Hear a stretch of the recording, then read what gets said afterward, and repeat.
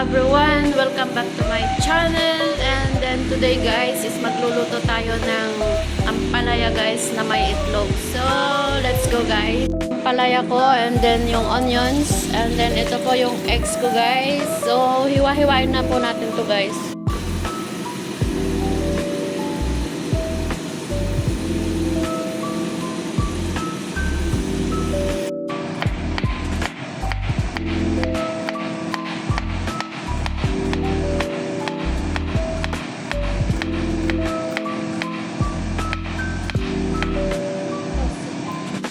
Ito na guys, yung ampalaya ko at meron pa po akong hihiwain dito guys. Ayan. Ayan na po yung ampalaya. Lagyan po natin ng salt guys para maalis po yung ano niya, pait niya guys. Ayan, lamasin po natin with my hands. Malinis naman po to guys.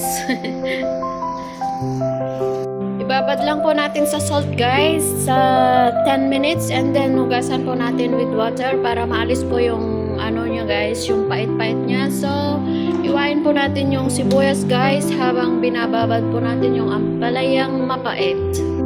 Ayan guys, nahiwa na po natin yung ano, yung sibuyas. Meron din po akong garlic paste sa ref guys. So, we don't need to cut the garlic guys. So, ayan guys, ibabad lang po muna natin siya. Ayan po yung 4 eggs ko guys. And then balikan po natin later guys. Ayan guys, magpakyut muna tayo habang hinihintay nating nakababad yung ampalaya nating mapait guys. Kasi pait ko. And then yun guys, yung lips ko parang ano, may kumagat guys. So ayan guys, yung kusina namin. Araw-araw nyo pong nakikita guys, yung kitchen namin. Gasan na po natin yung ampalaya guys. Ayan. Lamas-lamasin po natin guys. Ito na guys ang aking ampalaya. And then yan na rin po yung eggs guys. And ito po yung ilalagay kong spices nya guys. Black pepper, cubes, then salt lang guys. So magluto na po tayo guys.